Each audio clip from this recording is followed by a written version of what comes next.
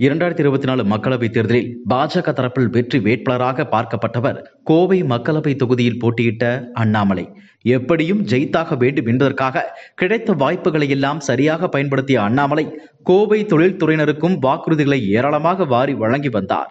மத்திய அரசில் செல்வாக்கான நபராக இருப்பதால் இவர் வெற்றி பெற்றால் நமக்கான பிரச்சனைகள் தீரும் என்ற நம்பிக்கையில் கோவை தொழிலதிபர்கள் சிலர் மாநிலத்தை ஆளும் திமுகவின் பொல்லாப்பு வருமே என்றெல்லாம் கவலைப்படாமல் அண்ணாமலைக்கு ஆதரவாக நின்றார்கள்.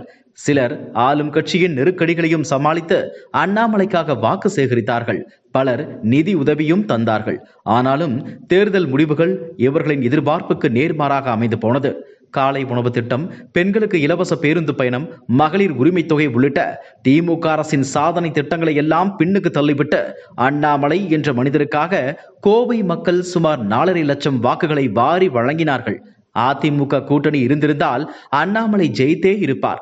கோவை மாவட்ட வளர்ச்சிக்கு அண்ணாமலை அளித்திருந்த வாக்குறுதிகள் அப்படி. அதை நம்பித்தான் தொழில்துறையினரும் அவருக்கு ஆதரவாக களத்தில் நின்றார்கள்.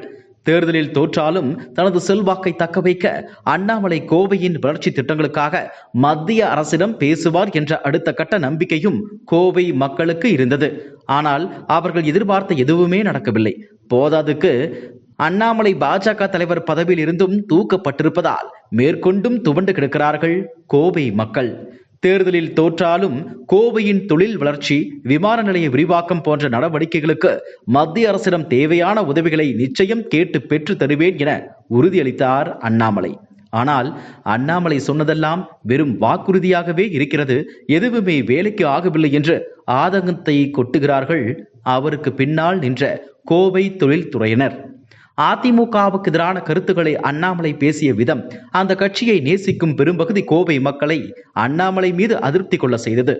இருந்தாலும் திமுகவுக்கு தக்க பதிலடி கொடுக்கிறார் என்பதற்காக அவரை தூக்கி பிடித்தார்கள்.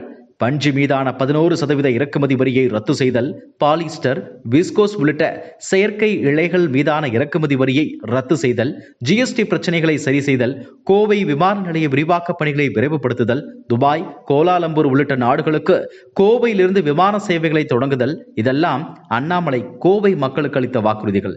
இவை எதுவுமே செயல் வடிவத்துக்கு வரவில்லை என்பதுதான் கோவை தொழில்துறையினருக்கு அண்ணாமலை மீதிருக்கும் ஆதங்கம். முற்றாக நம்பிக்கை இழந்துவிட்டாலும் அண்ணாமலைக்கு தேசிய அளவில் முக்கியத்துவம் அளிக்கப்படும் என உள்துறை அமைச்சர் அமித்ஷா சொல்லியிருப்பதை நம்பி இன்னமும் கோவை தொழில்துறையினர் சிலர் அண்ணாமலையால் அது முடியும் என்ற நம்பிக்கையில் காத்திருக்கிறார்கள். அந்த நம்பிக்கையை அண்ணாமலை இனியாவது காப்பாற்றுகிறாரா என்று பொறுத்திருந்து பார்க்கலாம். இதுபோன்ற செய்திகளை மேலும் தெரிந்து கொள்ள எங்களது யூடியூப், ஃபேஸ்புக் மற்றும் ட்விட்டர் ஆப்களை சப்ஸ்கிரைப் செய்யவும்.